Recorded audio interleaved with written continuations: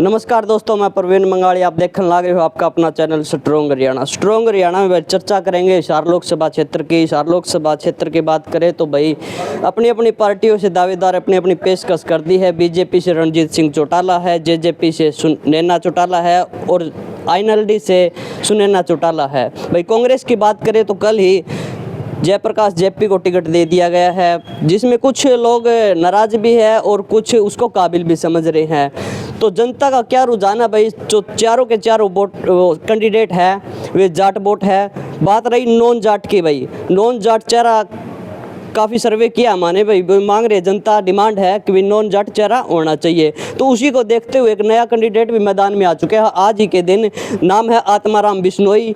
तो आत्माराम जी बिश्नोई की बात करें तो कुलदीप बिश्नोई जिसका टिकट कट चुका है जी, क्या वो बिश्नोई जो है सरनेम है उसका यूज कर रहे हो आप? नहीं जी, मैं तो बिश्नोई हूँ। सरनेम क्या करते हैं? हमारे गुरुजी में श्री भगवान ने बिश्नोई बनाए थे, उसके नियम पर चलने वाले हम बिश्नोई हैं। और दूसरी बात, मैं क्यों किसी का सरनेम करूँ? ऐसी कोई बात नहीं है। ये सर चौधरी भजनलाल जो है उनका परिवार लंबे अरसे तक इस राजनीति में रहा है।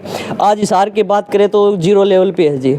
कुलदीप बिश्नोई का टिकट कट गया है और चंद्रमोहन का भी जिक्र चल रहा था कि भाई उनको टिकट मिलने वाला है। लोगों के जनता के बीच में काफ़ी खुशी की लहर थी, लेकिन जयप्रकाश को जैसे टिकट मिला है चौधरी भजनलाल परिवार 0 पे आ गया जी। अब बात करेंगे बिश्नोई की, तो आप आत्माराम बिश्नोई हो, कहीं ना कहीं चौधरी भजनलाल का नाम उकसाने की? नहीं जी, मेरी ऐसी कोई भावना नहीं है। और वो बड़े घराने हैं जी, मैं उनसे ना तो ले सकता टक्कर, ना मेरा कोई मिला। मैं गरीब किसान का बेटा हूँ, मैं लोगों की जन सेवा करने के लिए आया हूँ। और ना मैं कभी किसी के बात करता, ना किसी दुर्भावना, ना किसी व्यक्तिगत टिप्पणी करता। सभी अच्छे नेता हैं, अच्छा लगे मैं भी तो आपको अच्छा लगूं तो आप मेरे को वोट देना। लोगों की मैं हाथ जोड़ के सेवा करूंगा, जनभावना और लोगों की सेवा करने के लिए आया हूँ। मैं किसी नेता नाता की बुराई या किसी व्यक्तिगत टिप्पणी नहीं करता। मैं उन बड़े घरानों के जिक्र नहीं करता। मैं तो इसी बात से आया हूँ कि बाहर से पैराशूट से जो नेता लोग आए हैं उनके लिए मेरी थोड़ी सी मन में टीस थी। बाहर से नेता ले आए गए हैं क्या? हरियाणा का, अपने हिसार का आदमी, कोई हरियाणा में हिसार जिले में कोई ऐसा आदमी नहीं था कि भाई वो चुनाव लड़ सके, कि बाहर से ले आने पड़े क्या? कोई ऐसा कोई भी नेता नहीं था या कोई ऐसा इंसान भी नहीं था कोई सेवा कर सके। बाहर का आदमी यहाँ के क्या सेवा करेगा? हिसार का आदमी तो फिर भी हिसार की सेवा करेगा। बाहर का आदमी तो चुनाव लड़ेगा, 2 महीने के लिए किराए की कोठियाँ काठियाँ लेके रहेंगे और चुनाव लिए पर बाहर। हिसार की बात करें तो 2019 की बात करेंगे, पीछे जाएंगे हम। विजेंद्र सिंह हिसार से ही था जी। जनता के बीच में नहीं पूछा, कमियां थी उसमें। आज उनका टिकट, पार्टी भी बदल गई और टिकट भी कट गया। सांसद बनने के बाद आप भी किसी रेस्ट हाउस में बैठ के विश्राम करोगे? नहीं जी, ऐसा नहीं है। मैं गरीब किसान का बेटा हूँ और रोड पे घूमता मिलूंगा आपको। कोई रेस्ट हाउस, ना कोई सरकारी कोठी, ना कोई सरकारी गाड़ी, कुछ नहीं लूँगा। ऐसे ही घूमूंगा, गनमैन भी नहीं लूँगा मैं। आपको पता है आपका जो टक्कर होने वाली है वो चौटाला परिवार से है, रणजीत चौटाला, सुनैना, नैना। मेरी टक्कर उनसे नहीं है, मेरी टक्कर है दुनिया से। लोग मेरी भावना करेंगे, वो लोग लेंगे मेरे साथ है। इतने लोग जुड़े हुए हैं, वो लेंगे टक्कर। मैं टक्कर लेने के लायक नहीं हूँ, ना टक्कर लूँगा। मैं तो लोगों की सेवा करने के लिए, टक्कर लेने के लिए आया हूँ, सेवा करने के लिए आया हूँ। मन में सेवा की भावना लेके आया हूँ, टक्कर लेने के लिए नहीं आया हूँ। वो अच्छे ले गए, बुजुर्ग है, मान सम्मान है, चौटाला साहब है और है, परिवार अच्छे खानदानी घराना है उनका, उनकी मैं टक्कर लेना नहीं चाहता। राजनीति कराना है, पर वो बाहर से यहाँ के लड़े हैं। जब मैं उनकी टक्कर नहीं, मतलब चुनाव लड़ने का मन बनाया मैंने।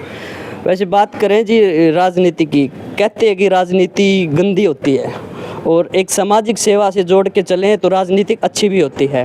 तो उस कौन सी राजनीति करें आप? सामाजिक लेवल पे करोगे या? गंदी राजनीति गंदी होती है, गंदी करने वालों के लिए गंदी होती है। ये नाला बह रहा है सामने, ये नाला भी दूर से तो साफ होगा नहीं, चिट्टे कपड़े, वो नाले के अंदर उतरना पड़ेगा, राजनीति के अंदर उतरना पड़ेगा सफाई करने के लिए। तो गंदे आदमी को उतरना पड़ेगा, उसके लिए गंदा बनना पड़ेगा, जब सफाई होगी। तो साफ सुथरा भी मैं धोले कपड़े पहन के खड़े रहूँगा तो नाला साफ नहीं होगा। उस गंदगी के अंदर उतरना पड़ेगा एक अच्छे आदमी को, जब जाके वो सफाई होगी। जनता का एक सवाल भी और होगा जी, ज़रूर होगा, कल आज के बाद होगा, क्योंकि कहेंगे कि MP का इलेक्शन लड़ना इतना बड़ा कौन सा जरूरी हो गया? आत्माराम को विधानसभा में भी आ सकते थे। विधानसभा में आवाज़ दबाई जाती है। विधानसभा का एक वहाँ का एक विपक्ष का नेता भी उसको बोलने नहीं देता।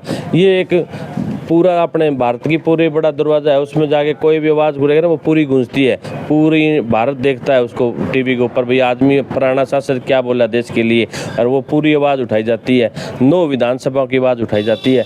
यहाँ का एक विधायक होता है उसको दबा दिया जाता है। तो इसलिए मैंने सोचा भी आज MP का चुनाव लड़ूँ, उसके दिल्ली जाके आज प्रधानमंत्री के सामने बैठ के उसको सुना सकूँ। यहाँ तो दबा देती, छोटा एरिया रहेगा ना, इसके लिए मैं बड़े चुनाव में लड़ना का मूड बनाया मैंने। हर नेता का कोई ना कोई आइडियल होता है जी, आपके कौन से नेता है जिनके आप थ्योरी पे चल रहे हो, जिनकी प्रेरणा स्रोत हो? मैं योगी आदित्यनाथ के।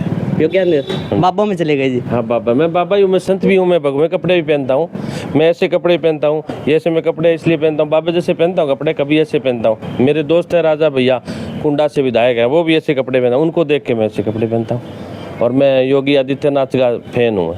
सामाजिक सेवा की बात करें, कितने लंबे अरसे तक आप समाज सेवा कर रहे हो जी? मैं समाज सेवा जब मेरा सुध बुध आई, जब मेरा अच्छा सिस्टम बना, अच्छा काम धंधा किया, पहले मैंने गरीबी देखी है, मैंने मजदूरी भी करी है, काम धंधा भी किया है, मैंने मेरी संघर्ष से इस मेहनत करी, आज बिजनेस खड़ा किया। तो मैं जब से मेरा हाथ फुरा है, जब मेरा काम चला अच्छा, उस टाइम से लग रहा है मेरा सुध बुध आई।